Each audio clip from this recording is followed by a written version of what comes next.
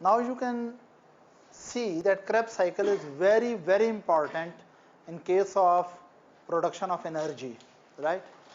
And there are many enzymes which are running the Krebs cycle. There are many, many enzymes. Now question is that how Krebs cycle is regulated, right?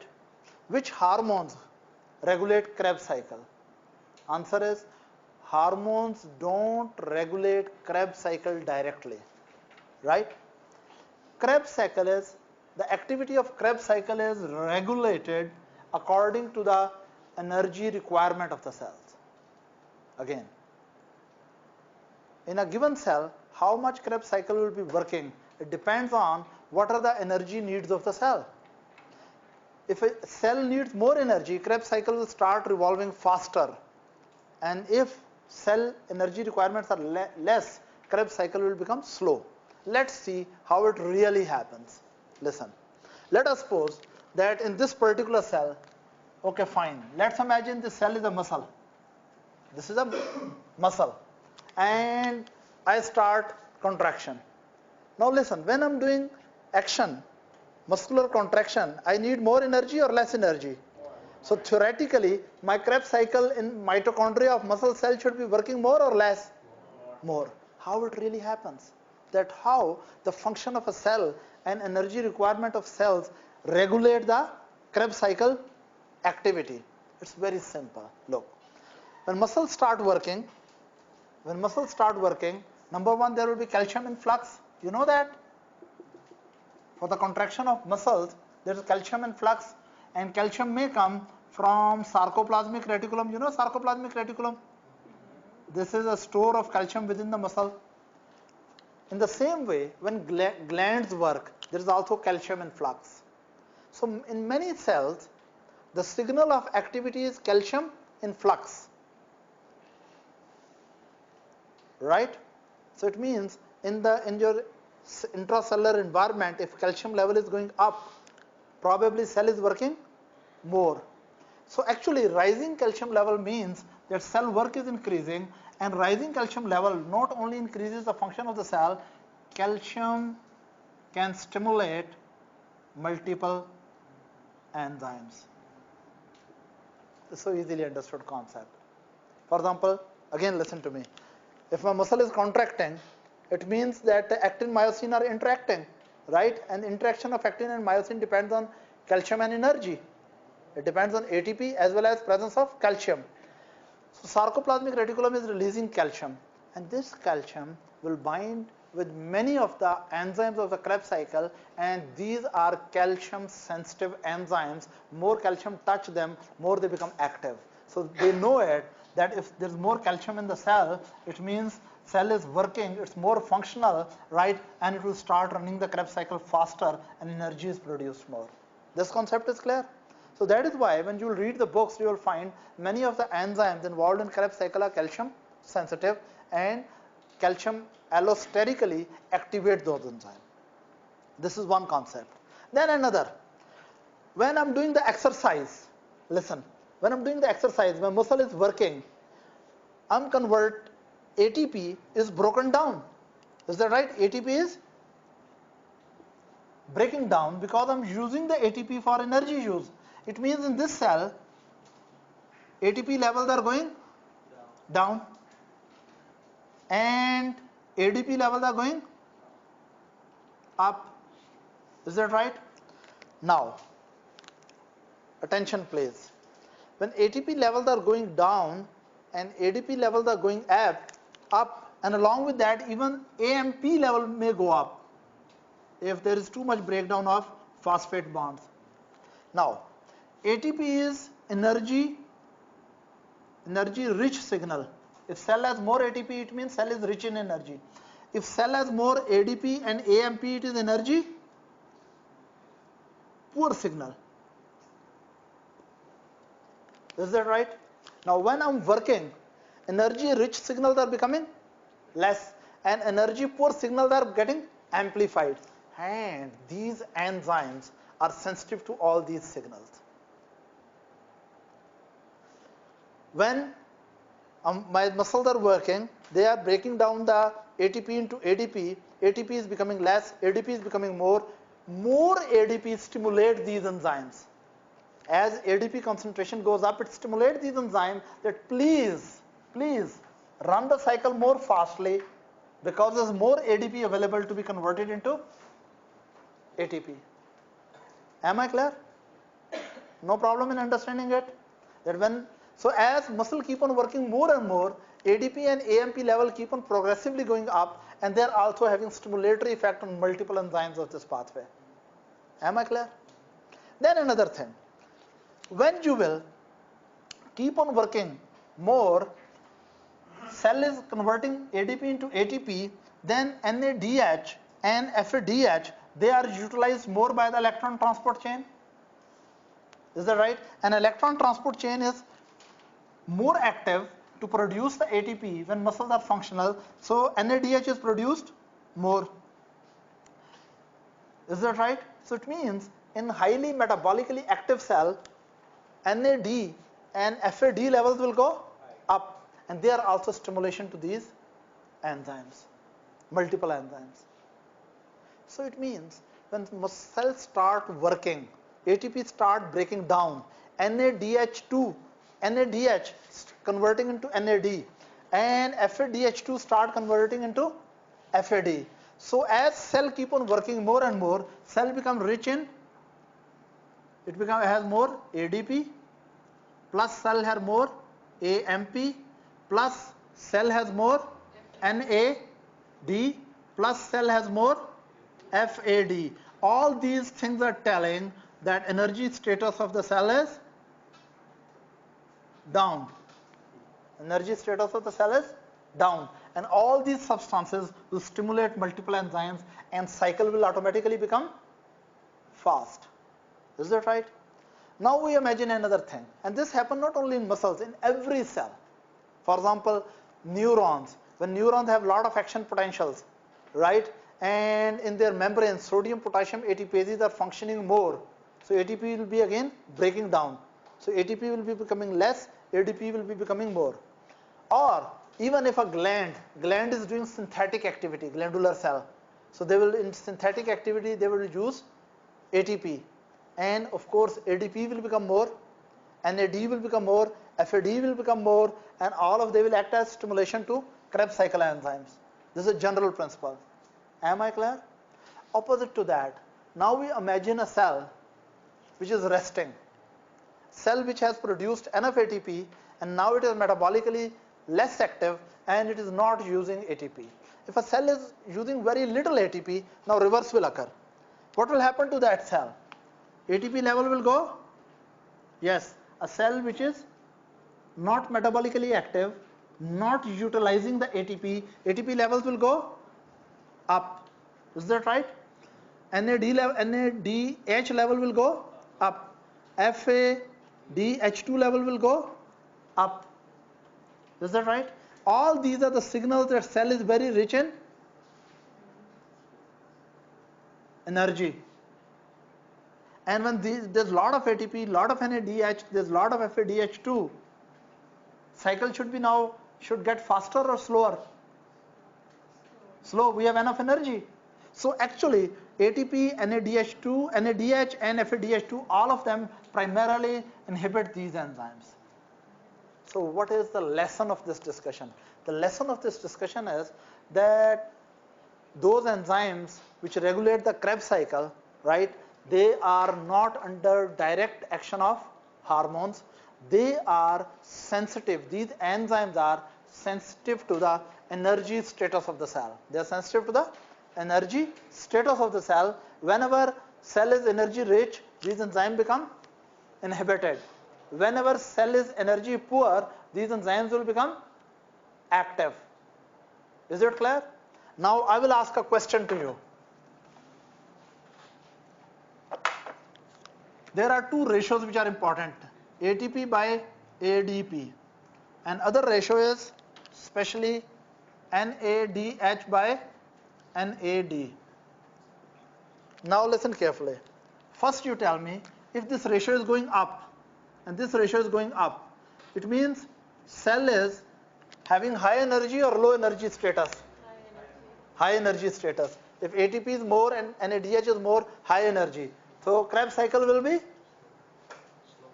inhibited. Enzymes of the Krebs cycle will be inhibited. Opposite to that, if I say that ATP ADP ratio is low and NADH and NAD ratio is low, it means cell is energy poor.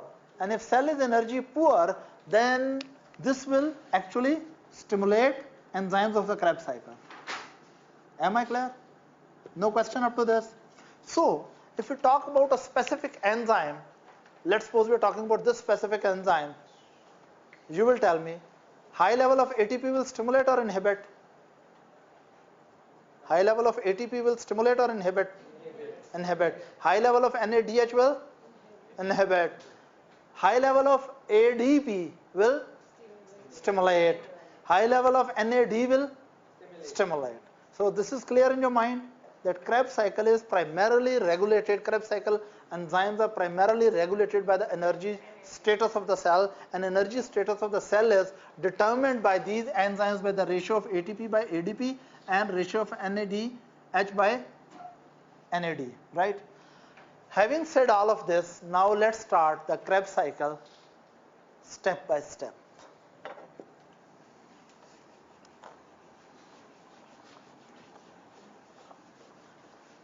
As you know that Krebs cycle is running in mitochondria within its inner membranes, within its matrix, right? And if we talk about the glucose breakdown, you know, at the end of the glycolysis, glucose is broken down into pyruvate. So first thing, that pyruvate which is generated in, where pyruvate is generated in, cytosol or mitochondria? Cytosol. Glycolysis is a cytosolic pathway. So basically, in a cell, this is a cell, here is mitochondria. So the very first purpose is when glucose is broken down into two pyruvate, this pyruvate should be taken into mitochondria, right? And then these pyruvates should be converted into acetyl-CoA, and then cycle will start. Is that right? Again, the first thing is pyruvate, which is produced by the aerobic glycolysis in the cytosol, should be transported to the matrix of the mitochondrion. Then pyruvate must be converted into acetyl-CoA.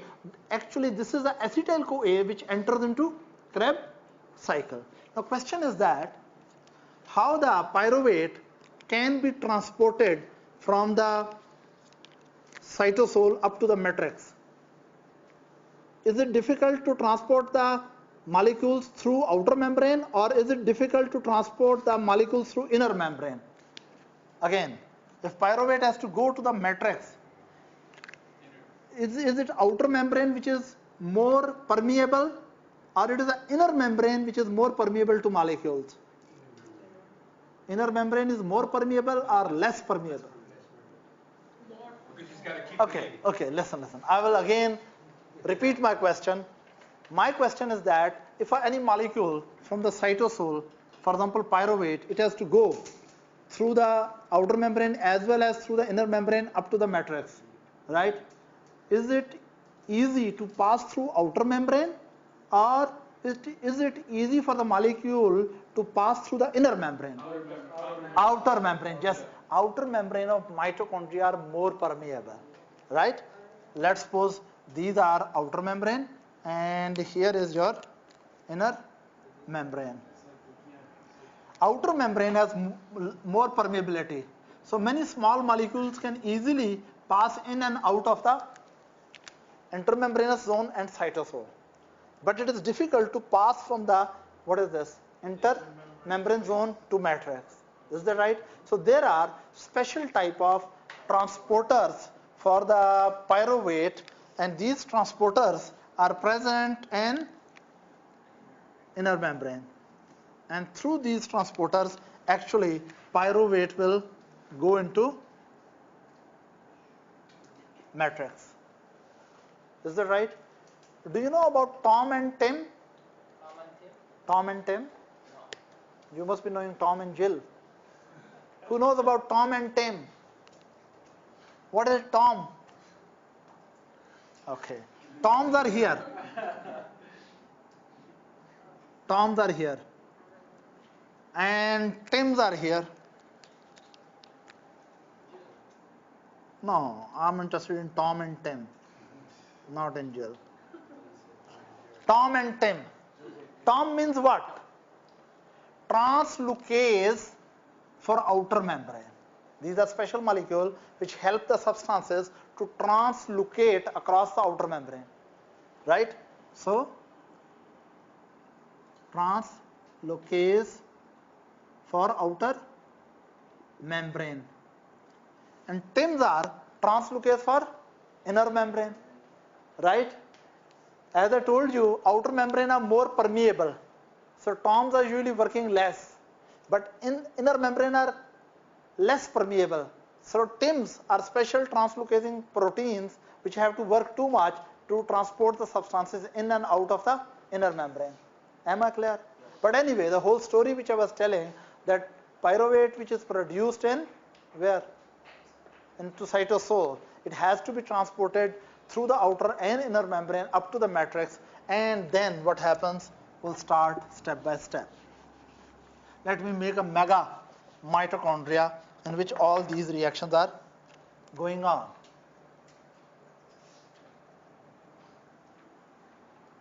This is a very big mitochondrion. What is normally the shape of mitochondrion? They can be oval, they can be spherical, they can be filamentous, they can be coiled, they have many shapes and sizes. Anyway, so this is the inner membrane, let's suppose. This is the inner membrane, right?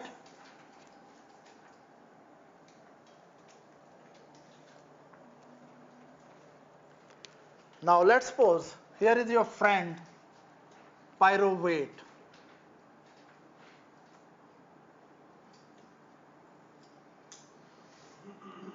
And you have to tell me pyruvate is how many carbons? Yes, please.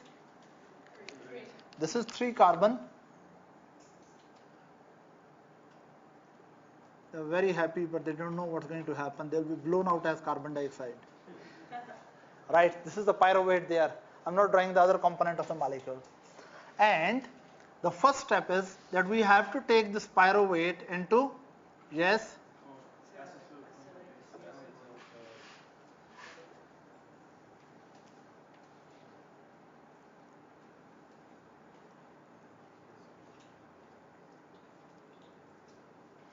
that is acetyl group, and with that there's an additional, what is it? CoA. So now it is called acetyl CoA.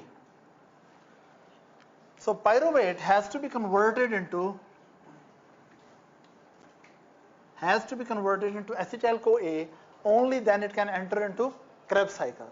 Now you have to remember, very strictly speaking, pyruvate into acetyl CoA, this reaction is not the part of Krebs cycle.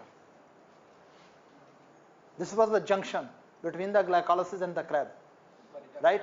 Because we say that pyruvate is the end product of glycolysis and acetyl CoA is the substance which enters into Krebs cycle. But before pyruvate can go to Krebs cycle, it has to be converted into acetyl CoA. So this metabolic step, the conversion of pyruvate into acetyl CoA, is strictly speaking not a part of Krebs cycle. Is it? It is in the, look, conversion of pyruvate into acetyl CoA occurs within matrix of mitochondria, but still this step is not the part of, strictly speaking, it is not the part of proper Krebs cycle. Am I clear? But still, this step is very important for us when we talk about Krebs cycle, because this step is providing the main fuel for the Krebs cycle. So right now I will concentrate how pyruvate can be converted into acetyl CoA. There are the very important friends of enzymes. There are whole complex of enzymes which are dealing with conversion of pyruvate into acetyl CoA, right? in a nutshell, what we say that during this process, what happens? In a nutshell, I will tell you that what happens. Number one, NAD will, okay, start with the, first of all, what is puffed out? Carbon dioxide during this reaction. Number two, this is out. So it means some decarboxylation reaction is occurring, isn't it? During conversion of pyruvate to acetyl CoA, some decarboxylation reaction is going on. Number two, if I say this is CoA, right? So what is being added here? CoA. Is that during this reaction, you are blowing out carbon dioxide, but you are adding the CoA to the molecule, remaining molecule. Out of pyruvate, you remove one carbon, getting carbon dioxide, decarboxylation, and remaining two components, which are now ethyl group, that will bind with CoA. During this, not only carbon has to be removed, some hydrogens are also removed. So when some hydrogens are removed, I think you can understand something beautiful will occur. What is that beautiful thing? NAD will go into NADH, right? So during this process, we can draw it like this, that NAD is being added and going out as NADH, right? Of course, very secretly you know it, that it is equivalent to 3 ATP. Once it will pass through which reaction? Electron transport chain and oxidative phosphorylation, this NADH. Now, this is not an easy work, it is a complex function. It is just like stripping of the pyruvate. You remove its carbon unit, you remove some of its hydrogen, and you dress it with CoA, right? So one enzyme cannot do all these things. You have to strip it off from carbon dioxide and hydrogens and dress it in CoA, right? So there's a whole complex of enzymes which are doing this function, right? Let me tell you. Those enzymes which are doing this function, I will draw that enzyme. That's a complex of enzyme.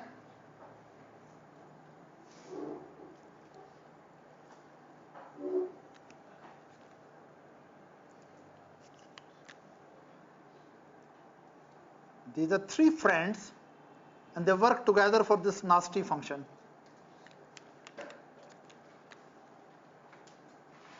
This is not one enzyme, these are three enzymes. All three together are called pyruvate dehydrogenase complex. These are three enzymes, they work together on the same platform. They're working together on the same platform, and all of it together is called, yes please, pyruvate dehydrogenase, yes, complex. Now, these three components, because all of them have slightly different function and they require slightly different types of coenzymes. For example, the first component, I will tell you later what is exactly name of this component. This requires thiamine diphosphate or pyrophosphate. This component of the enzyme only work when thiamine is there. What does it mean? That if you have severe deficiency of thiamine, you cannot convert pyruvate into acetyl CoA. It means pyruvate will be pushed to become lactate, and lactic acidosis will occur, which will damage the central nervous system. Again, listen. These are three enzymes which are called pyruvate dehydrogenase complex. Enzyme number 1, which is also called E1. This is called E2, enzyme number 2. This is E3, enzyme number 3 in the complex. Enzyme number 1 is dependent on thiamine pyrophosphate or thiamine diphosphate. You know, thiamine is one of the vitamin B complex. Now, other is requiring two types of coenzymes. the second E2. It requires lipoic acid which is having two sulfur unit, lipoic acid, and with that it also work in association with coenzyme A. It is having lipoic acid and coenzyme A with it.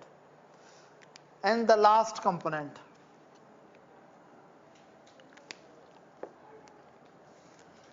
the last component is having FAD and NAD. So what is this? These are three enzymes which are working with how many coenzymes? One coenzyme is thiamine pyrophosphate, another coenzyme is lipoic acid, another coenzyme is coenzyme A, another coenzyme is FAD, another coenzyme is NAD. How many coenzymes are required for this complex? 5. So this is very important. And of course, a lot of vitamin B complex, thiamine is required there. Is that right? Coenzyme A is required there. Riboflavin is required there. Niacin is required there. Why I'm stressing so much? Because vitamin B complex and many of its members are important to convert the pyruvate into acetyl-CoA. And this is such an important step, because if you have severe deficiency of these coenzymes or vitamin B complex members, very severe deficiency, you cannot convert pyruvate into acetyl-CoA, and you are deprived of the major energy producing mechanisms in the body. Right? Now, what is the name of this component? This is all, actually, look at the function of it. What it is doing, you know, there were three friends. What was this? Pyruvate. And this first component, enzyme number 1, what it does,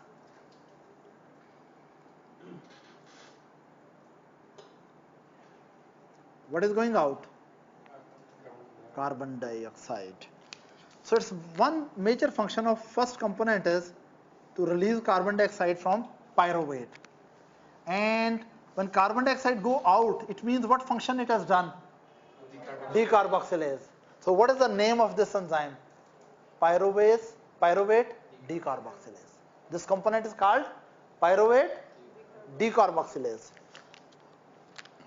So I will call it pyruvate decarboxylase.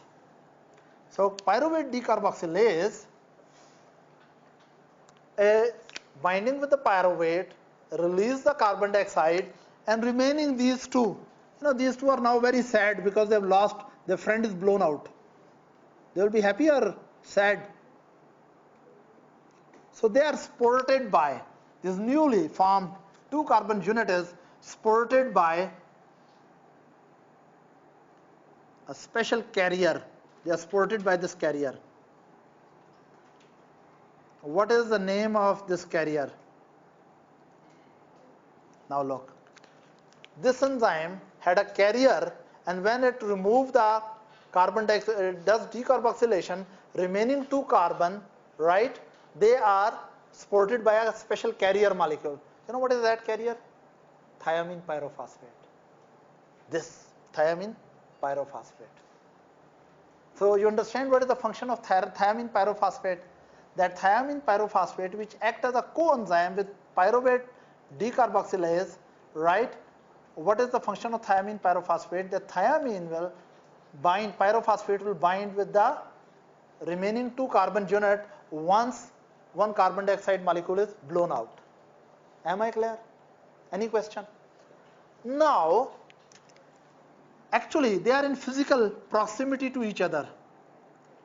Now it will bring its own carrier to accommodate these friends. So these friends will jump to the next carrier, right?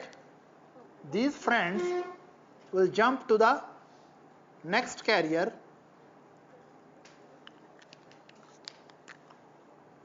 here and here, right? and this will go back to its situation. It will become empty.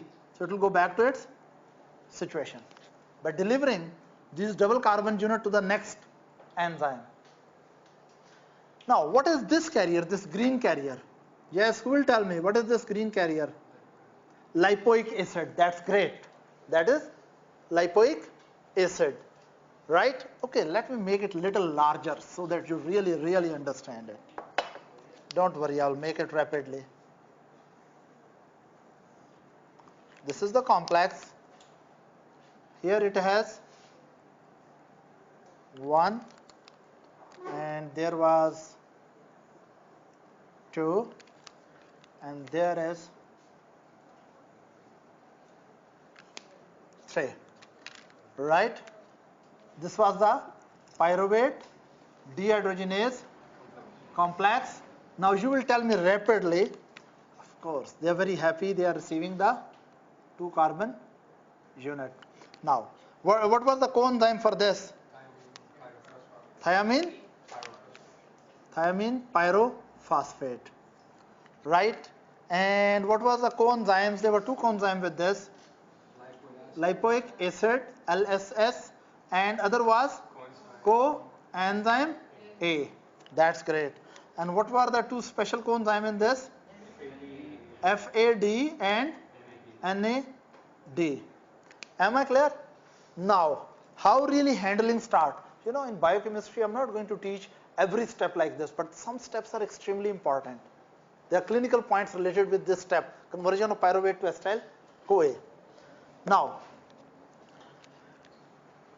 what really happens that from here this 3 friends are coming happily. What is this? Pyruvate, and this pyruvate will convert into, yes please, and lose 1, and they will lose 1 carbon dioxide. So decarboxylase activity is done, and originally they were having, what was this? They were having this transporter, right? What was this? Thiamine pyrophosphate. So as soon as they are released, they will bind with this transporter. Am I clear? Now, after that what happens? First of all, let's name this. What should be the name of this now? Pyruvate decarboxylase. Clear? Now, this was the only function of first enzyme, right? That it does decarboxylation activity and capture the 2 points with which? Thiamine pyrophosphate. Now, it will bring its own LSS. It has its own LSS. And this will be transferred to that. When these 2 are transferred to LSS, this will go back to its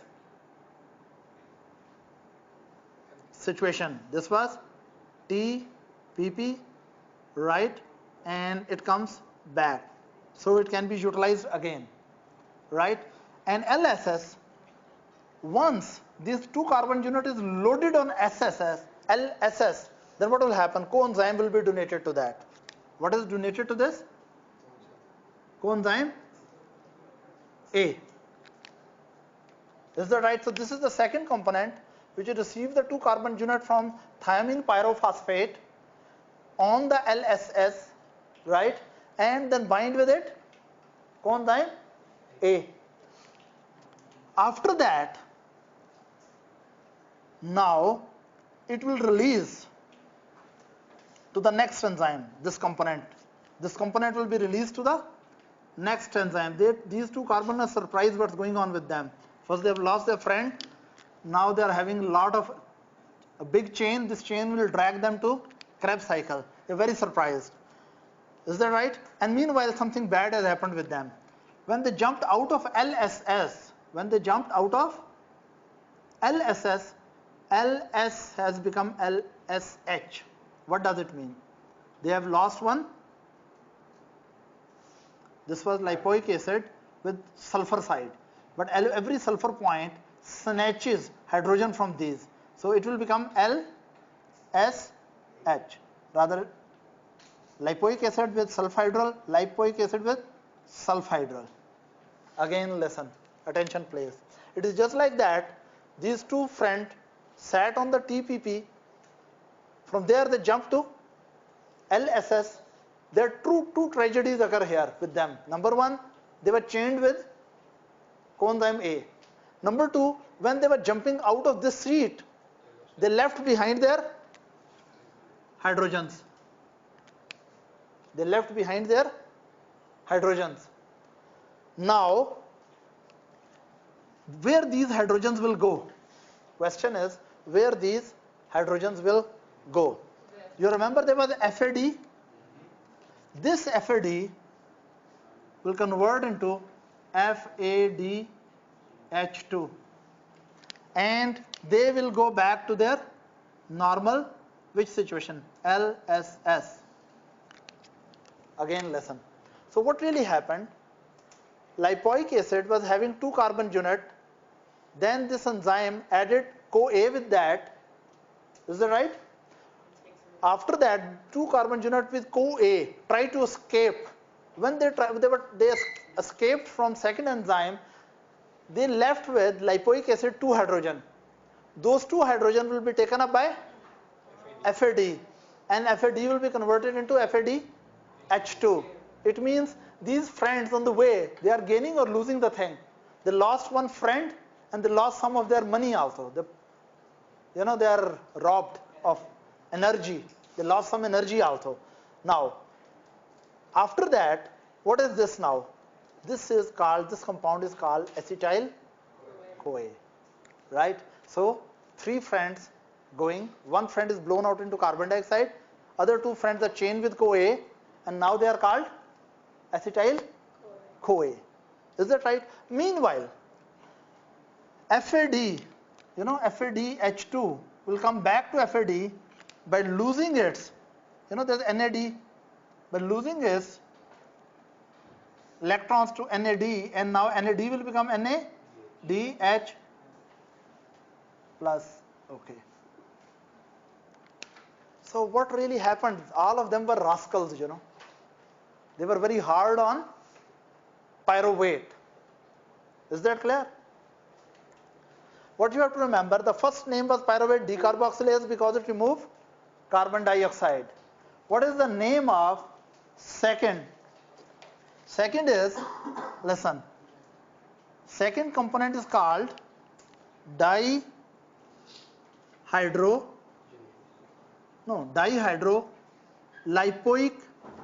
lipoyl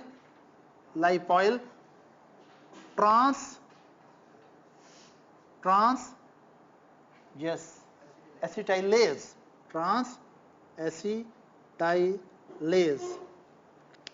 So what they have done, this lipoic acid is in the form of dihydro form, right? So dihydrolipoyl acetylase. Is that right? It was dealing with the lipoic acid and it was adding coenzyme A. And the last one is called,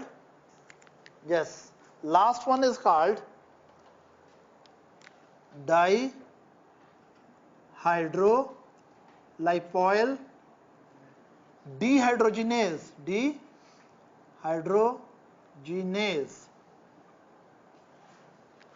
Now you people will tell me, number one, it's very important to get pyruvate into acetyl-CoA if we want to fuel the Krebs cycle.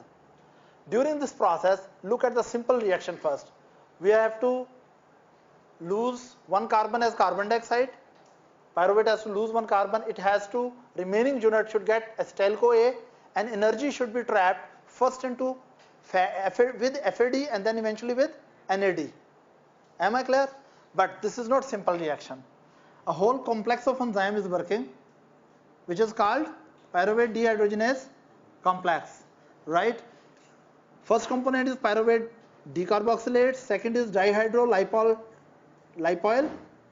acetylase, and last is dihydrolipoyl dehydrogenase.